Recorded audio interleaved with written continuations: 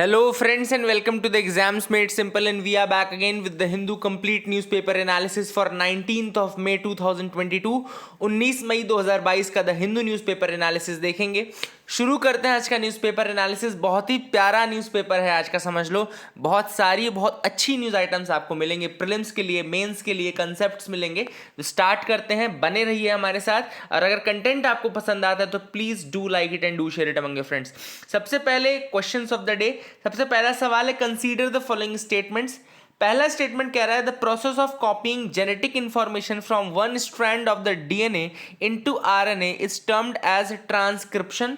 Second statement कह रहा है bacteria contains only mRNA, messenger RNA and do not have tRNA यानी कि ट्रांसफर आरएनए। तो आपको बताना है कि कौन से स्टेटमेंट्स इनकरेक्ट हैं इसमें, one only, two only, both या none. Question number 2 is consider the following statements regarding the Indian Ocean commission. पहला स्टेटमेंट कह रहा है IOC is the only island driven organisation in the Indian Ocean bringing together the African islands of Comoros, Madagascar, Seychelles and Mauritius. Second है United Nations has the observer status for IOC. आपको बताना है कौन से statements correct है, one only, two only, both या none. Question number 3 is vitamin D के regarding कुछ स्टेटमेंट्स दिए हैं। पहला स्टेटमेंट है vitamin D is a fat soluble vitamin. Second है it is produced only when sunlight falls on the skin of the human body. Third है it helps in having the right amount of calcium in the bones and catalyses the process of protecting cell membranes from damage. तो आपको बताना है कौन से statements correct हैं, 1 and 2, 3 only, 1 and 3 या 1, 2, 3। So these are the 3 questions. I hope you will try to attempt these questions. एक एक करके मैं आपको आंसर्स बताता हूँ इन सवालों के, तो आप मिला लीजिए और बताइएगा कमेंट में ज़रूर कि आपने कितने सही किए। अब पहला सवाल मैंने आपसे पूछा था रिगार्डिंग द साइंस क्वेश्चन कि process of copying the genetic information from one strand of DNA into the RNA is known as transcription. ये बिल्कुल सही स्टेटमेंट है। ट्रांसक्रिप्शन की ही प्रोसेस के माध्यम से जो जेनेटिक इंफॉर्मेशन होती है वो एक डीएनए स्ट्रैंड से आरएनए में कॉपी होती है, तो that is basically transcription is, तो वो सही हो गया। दूसरा स्टेटमेंट जो है वो गलत स्टेटमेंट है, क्योंकि बैक्टीरिया के अंदर भी 3 अलग अलग टाइप के आरएनए होते हैं, ठीक है ना। बैक्टीरिया के अंदर भी 3 अलग अलग टाइप के मेजर आरएनएज होते हैं, जिसको एक होता है एमआरएनए जिसको मैसेंजर आरएनए बोलते हैं, दूसरा होता है टीआरएनए जिसको ट्रांसफर आरएनए बोलते हैं, एंड तीसरा होता है आरआरएनए यानी कि राइबोसोमल आरएनए बोलते हैं, ठीक है ना। एंड ये बेसिकली आरएनएज जो है वो synthesis they are needed to synthesis a protein in a cell, तो प्रोटीन के सिंथेसिस के लिए इंपॉर्टेंट है, इसलिए दूसरा स्टेटमेंट गलत हो जाएगा। आंसर विल बी 2 ओनली, है ना, तो क्योंकि गलत पूछा था ना, तो 2 ओनली। क्वेश्चन नंबर 2 था इंडियन ओशन कमीशन के रिगार्डिंग। ये दोनों ही स्टेटमेंट सही हैं। एकमात्र ऐसी आइलैंड ड्रिवन ऑर्गेनाइजेशन है इंडिया की, इंडियन ओशन की, जो कि African islands of Comoros, Madagascar, Seychelles, Mauritius सबको एक प्लेटफॉर्म पे लाती है। और दूसरा स्टेटमेंट भी सही है कि United nation has the observer status in the IOC, तो दोनों स्टेटमेंट सही हो जाएंगे। क्वेश्चन नंबर 3 था विटामिन डी के रिगार्डिंग। तो पहला स्टेटमेंट जो है कि विटामिन डी जो है वो फैट सॉल्युबल विटामिन है, बिल्कुल सही बात है, फैट सॉल्युबल होता है विटामिन डी। दूसरा स्टेटमेंट गलत है, क्योंकि यहाँ पे देखो क्या लिखा है, it is produced only when sunlight, only when sunlight falls on the skins of the human body. ये गलत है। सनलाइट के अलावा अगर आर्टिफिशियल लाइट के थ्रू भी, अगर अल्ट्रा वायलेट रीजन की आर्टिफिशियल लाइट भी अगर आप बॉडी पे गिराओगे तो भी आपका विटामिन डी का सिंथेसिस होगा। तो सेकंड स्टेटमेंट जो है वो इनकरेक्ट है कि ओनली व्हेन लिख दिया ना, only when sunlight, only when sunlight नहीं, आर्टिफिशियल लाइट भी यूज हो सकती है। दूसरा स्टेटमेंट गलत हो जाएगा और तीसरा स्टेटमेंट जो है वो सही है, इसलिए आंसर विल बी सी यानी कि 1 and 3, ठीक है ना। So I hope you got clarity regarding these 3 questions. आगे मूव करते हैं mains question of the day की तरफ। Mains question of the day है व्हाट इज बायोडाइवर्सिटी। पहली चीज तो आपको बताने की बायोडाइवर्सिटी क्या होती है, फिर discuss the concerns with the biological diversity amendment bill 2021 and give your suggestions. तो कल मैंने आपको याद होगा तो मैंने बायोलॉजिकल डाइवर्सिटी अमेंडमेंट बिल 2021 के जो चेंजेस थे वो बताए थे, है ना। बायोलॉजिकल डाइवर्सिटी अमेंडमेंट बिल 2021 के चेंजेस बताए थे, और जयराम रमेश जी का आर्टिकल था जिसमें मैंने आपको बताया था कि उसमें आयुष के जो प्रैक्टिशनर्स हैं उनके लिए एग्जेम्पशन दिया गया है ना। So all these things were discussed by me. आपको वही सारे पॉइंट्स लिखने हैं कि क्या उससे इम्पैक्ट पड़ेगा एंड क्या आपका सजेशन है। तो I hope you will try to answer this question in the comment section below. Move करते हैं न्यूज एनालिसिस पार्ट में। पहली जो न्यूज है वह है सुप्रीम कोर्ट फ्रीज पेरारी वेलन। तो अब आपको पता होगा कि बहुत ही फेमस एक केस है जिसमें राजीव गांधी का असैसिनेशन किया गया था बाय बॉम्ब के थ्रू श्री पेरुम्बदूर में ये हुआ था। एंड इस केस में बहुत सारे लोगों को अरेस्ट किया गया था जिसमें एक थे पेरारी वेलन भी, है ना। तो अब क्या हुआ है कि सुप्रीम कोर्ट ने अपने आर्टिकल 142 का यूज करते हुए आर्टिकल 142 के अंतर्गत जो पावर है, यानी कि लॉ या डिक्री पास करने की पावर जो है सुप्रीम कोर्ट के पास फॉर कंप्लीट जस्टिस, उसका यूज करते हुए सुप्रीम कोर्ट ने पेरारी वेलन को फ्री कर दिया है and he has been freed now, है ना। तो देखो हुआ क्या था, पूरा इशू थोड़ा सा मैं आपको बता दूं। इशू ये हुआ था कि यहाँ पे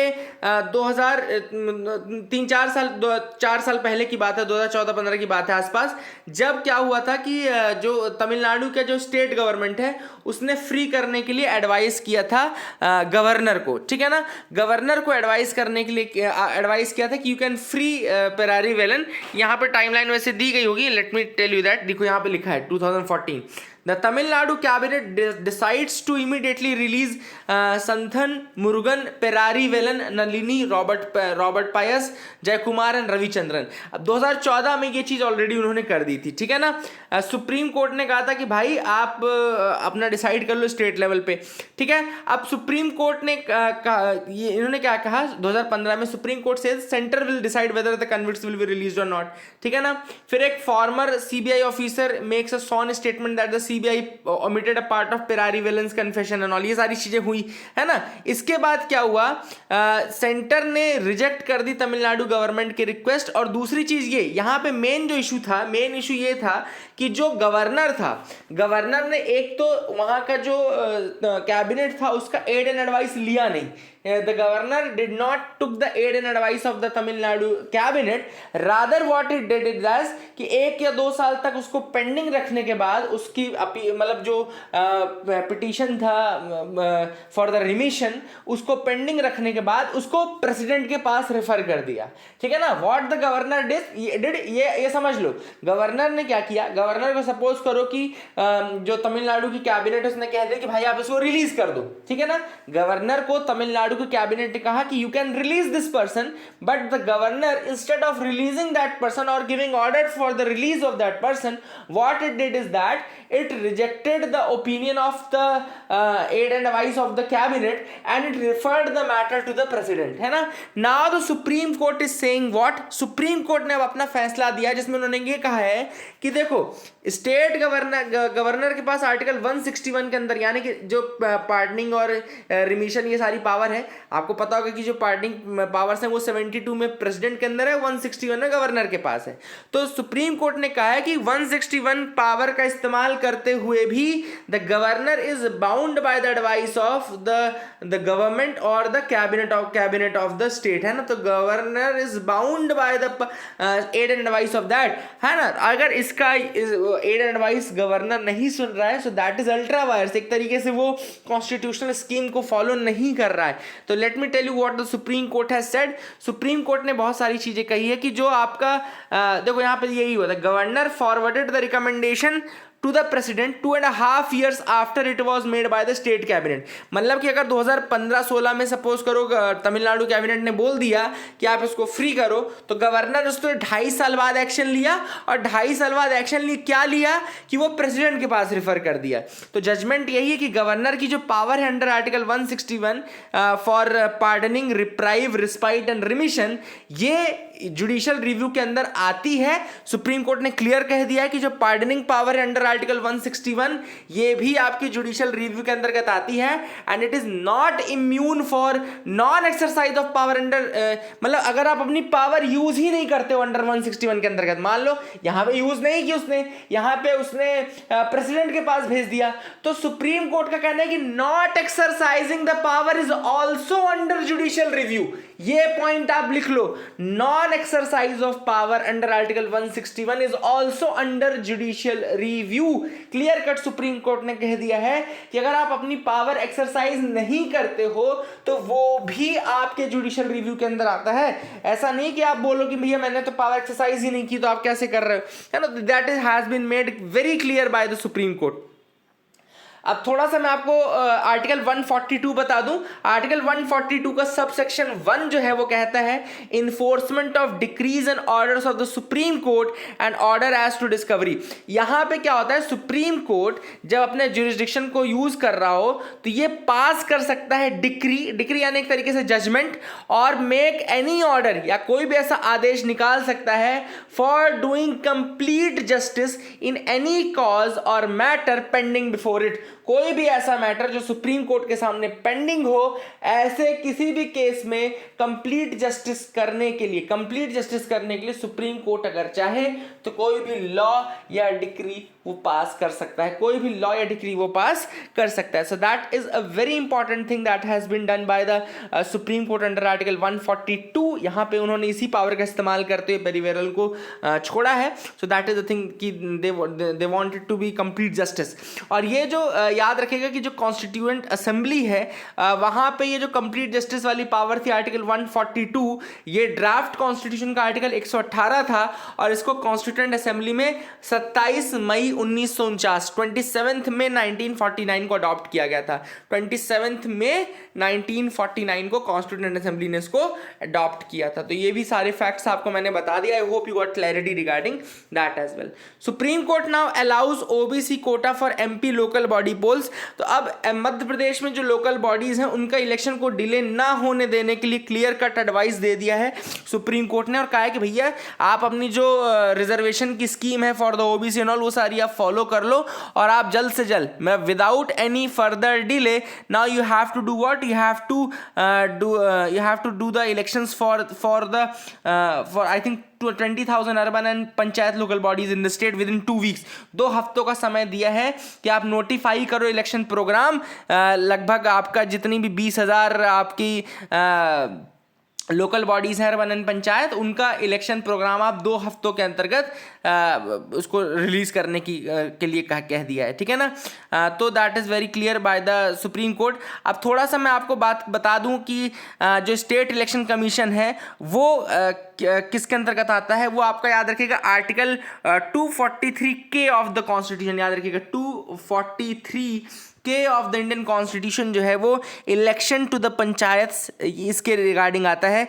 जो आपका स्टेट इलेक्शन कमीशन की बात मैं करता हूं तो स्टेट इलेक्शन कमीशन जो है that is under this article 243K only. तो ये भी थोड़ा सा आप याद रख लीजिएगा। दूसरा यहाँ पे एक ट्रिपल टेस्ट दिया गया है। तो triple test is basically for the OBC reservation, कि ओबीसी रिजर्वेशन को चेक करने के लिए ट्रिपल टेस्ट। तो यहाँ पे उन्होंने क्लियर कह दिया है सुप्रीम कोर्ट ने कि आपको वेट करने की जरूरत नहीं है for the completion of triple test. Triple test क्या है?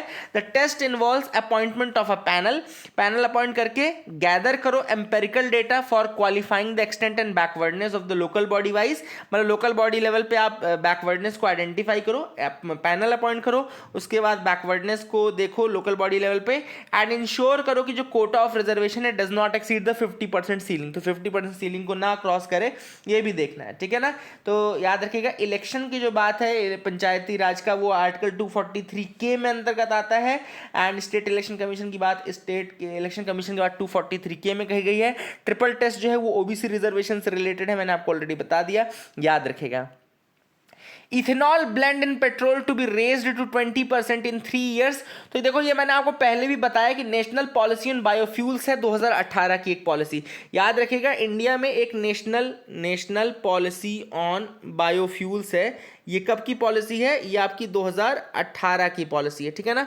अब देखो पहले ये डिसाइड हुआ था कि 20% जो इथेनॉल ब्लेंडिंग है, 20% तक की इथेनॉल ब्लेंडिंग जो है वो आपकी 2030 तक की जाएगी, 2030 तक हो जाएगी।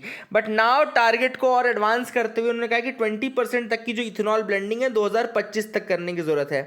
देखो इथेनॉल ब्लेंडिंग से क्या बेनिफिट मिलेगा? इथेनॉल ब्लेंडिंग से जो हमारा डिपेंडेंस है फॉरेन उनके ऊपर, मतलब ऑयल का जो इंपोर्ट हम करते हैं, एक्सेसिव इंपोर्ट करते हैं ऑयल का, वो डिपेंडेंस हमारी थोड़ा कम हो जाएगी फॉरेन उसके ऊपर, और हम अपने इथेनॉल ब्लेंडिंग के माध्यम से न केवल इन्वायरमेंट को थोड़ा प्रोटेक्ट कर सकते हैं बल्कि अपना जो हमारा बिल है उसको भी कम कर सकते हैं। So that is these are the 2 major advantages कि क्यों हम इथेनॉल ब्लेंडिंग करना चाहते हैं।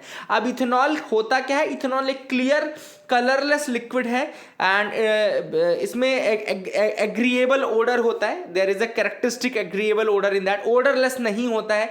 मतलब अगर यूपीएससी आपसे इथेनॉल के ऊपर स्टेटमेंट पूछ सकता है, क्या करेगा, आपको 3 स्टेटमेंट दे देगा कि भाई कलरलेस होता है, ओडरलेस होता है, तो याद रखिएगा ओडरलेस नहीं होता है ethanol, ethanol is not odourless, rather it is colourless जरूर है, कलरलेस जरूर है एंड स्वीट फ्लेवर होता है इसका and but in the concentrated form it has a burning taste. अगर इसका डाइल्यूटेड सोल्यूशन है तब तो ये थोड़ा स्वीट होगा, लेकिन अगर कंसनट्रेटेड है तो इसका बर्निंग सेंसेशन आपको मिलेगा। मेल्ट ये लगभग -114.1 डिग्री सेंटीग्रेड में होता है, बॉयल ये 78.5 में होता है एंड इसकी जो डेंसिटी है लगभग वो 0.789 ग्राम पर मिलीलीटर है, 20 डिग्री सेंटीग्रेड है एंड इसको बनाया जा रहा है फ्रॉम द टाइम इमेमोरियल, बहुत पहले से by the process of fermentation of sugar. तो इसको बनाने की एक प्रोसेस क्या है, फर्मेंटेशन ऑफ शुगर। अगर आप शुगर को फर्मेंट करेंगे तो आपको इथेनॉल मिलेगा, ठीक है ना। एंड इसके अलावा इंडिया में जो मेजर प्रोसेस है वो शुगर केन मोलासिस के थ्रू इसको बनाया जाता है, ठीक है ना। याद रखिएगा इंडिया में जो मेजर प्रोसेस है ना फॉलो होती है वो शुगर केन मोलासिस से ही इसको बनाया जाता है। तो that is another thing which is important जो कि आपको याद रखनी है। आई hope you got clarity regarding that. इसके अलावा इथेनॉल को बहुत सारे फीड स्टॉक से भी बना सकते हैं, जैसे मेज, वीट या बाकी कैसे जो सेरल्स हैं जिसमें स्टार्च होता है ना, तो वहां से भी आप इथेनॉल को बना सकते हैं। याद रखिएगा मेज और इन सब से, वीट से भी आप बना सकते हैं इथेनॉल को। तो अगर आपसे यूपीएससी क्वेश्चन पूछे तो वहां पे भी गलत मत करना, ये मान लेना। तो I hope you got clarity regarding all these facts, ये आपको समझ में आ गए होंगे। आगे मूव करते हैं, मैं आपको कुछ और दिखा देता हूँ न्यूज आइटम्स। अब अगली न्यूज़ आप लोग देख लीजिए, scientist standardise the breeding technique of barbs. अब यहाँ पे कुछ स्पीशीज़ हैं, एक्चुअली फिश की स्पीशीज़ हैं ये लोग, है ना। ये बार्ब कहलाती हैं, कुछ फिश स्पीशीज़ हैं जिनका नाम है ऑलिव बार्ब। देखो ऑलिव बार्ब, ये लिख लेना। क्या होता है, यूपीएससी क्या करेगा आपसे, यूपीएससी बहुत ज़्यादा नहीं दिमाग लगाएगा, वो क्या करेगा, वो आपको बोलेगा olive barb, filament barb and ये आपका हाइफिन बार्ब, ये क्या है एक्चुअली, काहे की स्पीशीज़ हैं, या ऐसा पूछ सकता है, या हाइफिन से मतलब बन भी जाए। Olive barb and filament barb तो बिल्कुल नहीं समझ में आ रहा है। तो ऑलिव बार्ब को कुरुवा पराल बोलते हैं, फिलामेंट बार्ब को आपका कलाकोडियन बोलते हैं और हाइफिन बार्ब को कूरल बोलते हैं। तो actually these are the species of fishes जो कि बहुत ज़्यादा एक्सटिंक्शन के खतरे में आ गई हैं because of the indiscriminate fishing in the region. जो आपका साउथ इंडिया है वहाँ पे, एक स्पेशली केरला वाला जो पार्ट है वहाँ पे बहुत ज़्यादा ये these are the fresh water species. ये भी आप एक फैक्ट याद रखिएगा कि कुरुवा पराल यानी कि ऑलिव बार्ब, कलाकुडियन यानी कि आपका फिलामेंट बार्ब एंड आपका जो कूरल है यानी कि हाइफिन बार्ब है, they are basically fresh water species. इसके अलावा एक और स्पीशीज देखो, कार्नेटिक कार्प। तो यहाँ पे ये दोनों याद रखिएगा कि जो बार्ब एंड कार्प हैं they are basically the species of fishes and all. तो ये आप थोड़ा सा याद रखिएगा and I hope you got clarity regarding that. तो यहाँ पे देखो लिखा हुआ है कि इसमें उन्होंने क्या किया है, they standardise the technique for artificial breeding of these. तो artificial breeding of these species ये उन्होंने बनाया बेसिकली। तो ये काफ़ी इंपॉर्टेंट चीज़ है and these are the things which you can remember as well.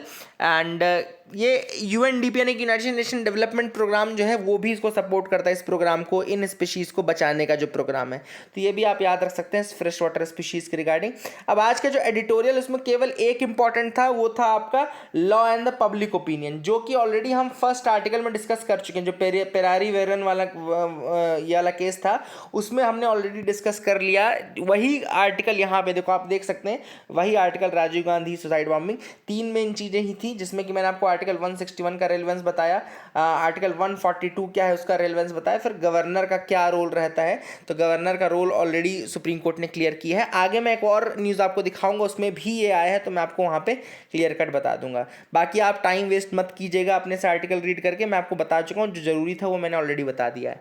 India's vulnerability to drought, India की जो वल्नरेबिलिटी ड्रॉट से उसको हम डिस्कस कर लेते हैं। यूनाइटेड नेशंस की एक नई रिपोर्ट आई है जिसने ये रिवील किया कि बहुत सारे पार्ट्स इंडिया के ऐसे हैं जो कि वल्नरेबल हैं to drought, they are vulnerable to drought. And the report also stated that India का जो जीडीपी है वो 2 से 5% के बीच में रिड्यूस हुआ है between 1998 to 2017 due to severe drought in the country. ठीक है ना। तो ये आपको याद रखना है कि इतना ज़्यादा हमको नुकसान हो चुका, 2 से 5% की जीडीपी का नुकसान जो है हमको हुआ है because of the drought condition in India, ठीक है ना।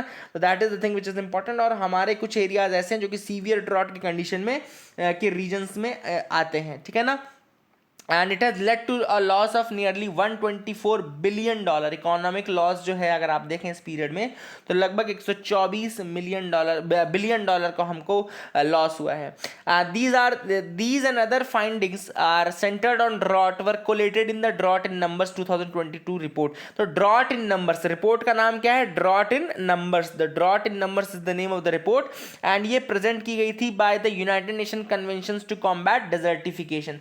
जो United Nation Convention to combat desertification है ना, उसमें ये चीज बेसिकली दिखाई गई थी, ठीक है ना। तो that is the thing which is important, याद रखेगा। और अभी आपको पता होगा कि यूएनसीसीडी का COP 15 भी चल रहा है, तो ये आप याद रखिएगा कि अभी रिसेंट, ये आपको बता देता हूं मैं, आप कंफ्यूज मत होना। देखो यूएनसीसीडी आपको पता नहीं, यूएनसीसीडी जो है यानी कि United Nation Convention to combat desertification, इसका COP 15 चल रहा है अभी। COP इसका कौन सा चल रहा है? 15 चल रहा है। और कहाँ पे चल रहा है? अबिदजान कोट डिआइवोर। कोट डिआइवोर नाम की जगह आपने सुनी होगी ना, अफ्रीका में है कोट डिआइवोर। यहाँ याद रखेगा अबिदजान, अबिदजान वहाँ की कैपिटल है, अबिदजान ये आपका है। और ये कहाँ पर है? कोट, इस तरीके से कुछ इसको लिखते हैं, कोट डी आईवोर। तो याद रखिएगा कोट डी आईवोर यहाँ पे ये है। और यहीं पे आपका COP 15 जो है यूएनसीसीडी का, वो ऑलरेडी चल रहा है। 9 तारीख से शुरू, आई थिंक 20 तारीख तक चलेगा, है ना। तो ये आपको याद है। तो ये नंबर रिपोर्ट का नाम है ड्रॉट इन नंबर्स रिपोर्ट। और उसी में ये चीज़ बताई गई है कि देखो यहाँ पे लिखा भी है, okay yes they have written it here only. देखो CNCD के 197 मेंबर पार्टीज हैं एंड 15th COP जो है वो ऑलरेडी अंडर वे है currently and that is in Abidjan. ये देखो यहाँ पे लिखा है अबिदजान कोट डी आईवोर यहाँ पे।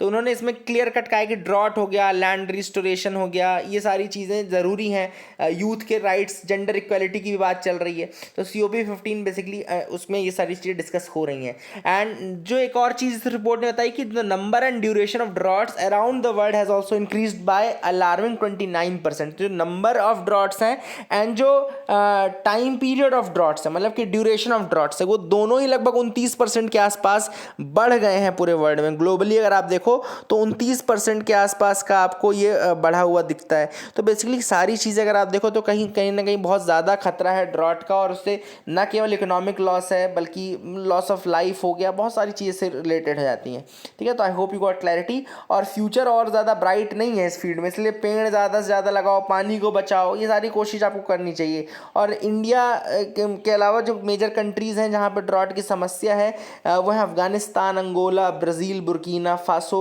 Chilli, Ethiopia, Iraq, Iran, Kazakhstan, Kenya, Lesotho, Mali, Mauritania, Madagascar, Malawi, Mozambique, Niger, Somalia, South Sudan, Syria, Pakistan, US and the Zambia.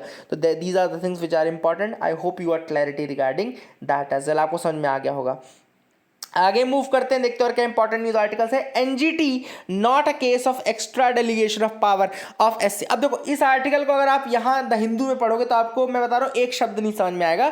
मैं आपको इशू बता देता हूँ पूरा, क्योंकि ये केस बहुत क्लोजली मैंने देखा भी था और मैं इसमें थोड़ा मतलब मेरे एक पहचान में है, जज हैं वो, सिविल जज हैं, तो वहाँ से मैंने उनके थ्रू भी काफ़ी चीज़ें सीखी हैं NGT के रिगार्डिंग।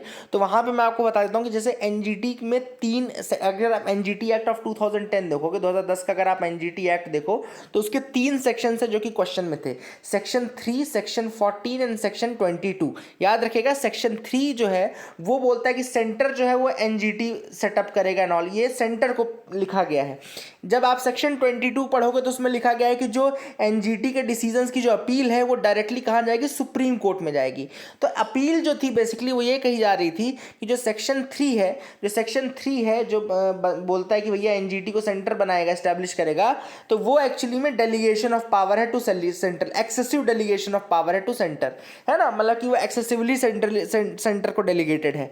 दूसरा जो इशू ये था होगा कि सेक्शन 22 में जो अपील है वो डायरेक्टली सुप्रीम कोर्ट में जा रही है। तो ये जो हमारे यहाँ की जो जुडिशरी की स्कीम है, यानी कि पहले हाई कोर्ट में अपील जानी चाहिए, उसको वॉयलेट कर रही है, ठीक है ना। तो अब सुप्रीम कोर्ट ने इसमें क्लैरिटी ये दी। देखो इस आर्टिकल में को पढ़ने में आपको नहीं समझ में आएगा क्योंकि यहाँ पर उन्होंने कुछ भी नहीं लगेगा कि सेक्शन 22 सेक्शन 3 एंड ऑल। लेकिन मैं आपको बता दूं कि इसमें क्या हुआ, सुप्रीम कोर्ट ने क्लियर कट कह दिया है कि जो सेक्शन 3 है उसमें सेंटर का नाम ये जरूर आएगा सेंटर करेगा, लेकिन centre is bound by the advice given to it by NGT further. मतलब कल को अगर ब्रांच चेंज करने में या कुछ करने में कोई एडवाइस है तो एनजीटी का एडवाइस लगेगा प्लस सुप्रीम कोर्ट का एडवाइस लगेगा। सेंटर उससे बाउंडेड है, सेंटर अपने मन से नहीं कर सकता ये सारी चीजें, उसको अगर करना है तो वो पहले सुप्रीम कोर्ट और एनजीटी से परमिशन लेगा इसके रिगार्डिंग। तो सेंटर के पास कोई एक्सेसिव डेलीगेशन नहीं है, it is doing just what the Supreme Court and these NGT courts are telling it to do. दूसरी चीज उन्होंने ये कही कि जो सेक्शन 22 है और जिसमें अपील जाती है किसके पास, डायरेक्टली सुप्रीम कोर्ट के पास, वो भी इंट्रावायर्स है, अल्ट्रावायर्स नहीं, इंट्रावायर्स। इंट्रावायर्स मतलब कि कॉन्स्टिट्यूशनल है। क्यों? क्योंकि आर्टिकल 226 और आर्टिकल 227 के अंतर्गत जो हाई कोर्ट के पास पावर है वो एज इट इज है, वो नहीं ली जा रही है, वो बेसिक स्ट्रक्चर का हिस्सा है, वो पार्ट है, तो वो उनसे ली नहीं जा रही है। तो आर्टिकल 226 और आर्टिकल 227 के अंतर्गत जो हाई कोर्ट के पास पावर है वो एज इट इज है। स्पेशली यहाँ पे बस किया गया है ऐसा कि हाई कोर्ट, यहाँ सुप्रीम कोर्ट का जो लिखा गया है, इसलिए वो कॉन्स्टिट्यूशन स्कीम को ब्रेक नहीं करता है। और याद रखेगा कि एनजीटी एक्ट के तहत जो अपील है वो कहाँ जाती है, सुप्रीम कोर्ट में जाती है विद इन 90 डेज। 90 दिनों का टाइम पीरियड दिया जाता है कि अपील भेजने का, तो 90 दिनों का टाइम पीरियड है, आप सुप्रीम कोर्ट में अपील भेज सकते हो। तो ये आपको कुछ फैक्ट्स बताने थे।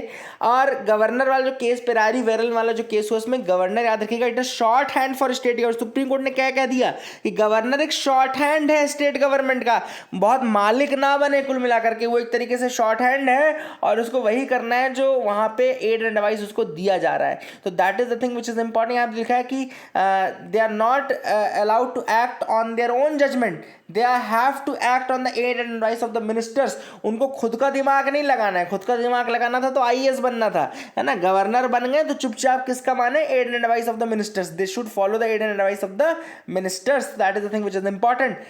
Rupees 138 crore to upgrade IB's counter terrorism grid. अब आईबी यानी इंटेलिजेंस ब्यूरो का काउंटर टेररिज्म ग्रिड जो है उसको स्ट्रेंथन करने के लिए 138 करोड़ रुपए दिए जा रहे हैं। अब आईबी का जो काउंटर टेररिज्म ग्रिड है उसको क्या बोलते हैं, हम उसको बोलते हैं एमएसी, यानी कि multi agency centre. Multi agency centre याद रखिएगा, काउंटर टेररिज्म ग्रिड है। आईबी के अंतर्गत इसको कंसेप्चुअलाइज किया गया था 2001 में आफ्टर द कारगिल वॉर। तो कारगिल वॉर के बाद इंटेलिजेंस ब्यूरो के अंतर्गत कंसेप्चुअलाइज किया गया था काउंटर टेररिज्म ग्रिड को। एमएसी, इसको याद रखिएगा, बोलते हैं एमएसी यानी कि मल्टी एजेंसी सेंटर इसको हम बोलते हैं, और इसको स्ट्रेंथन किया जाएगा।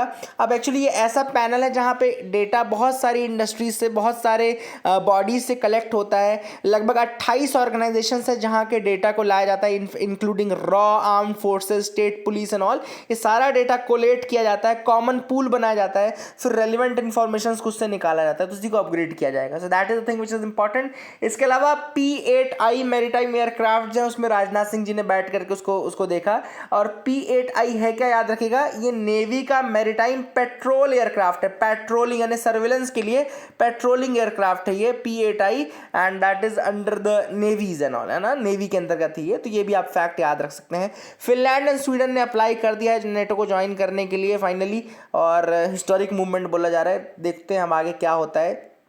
So that is the thing which is important. So that is it for the day, friends. I hope you liked our video, and I hope आपको पसंद आया होगा content. Keep loving us, keep sharing us. Thank you and have a nice day.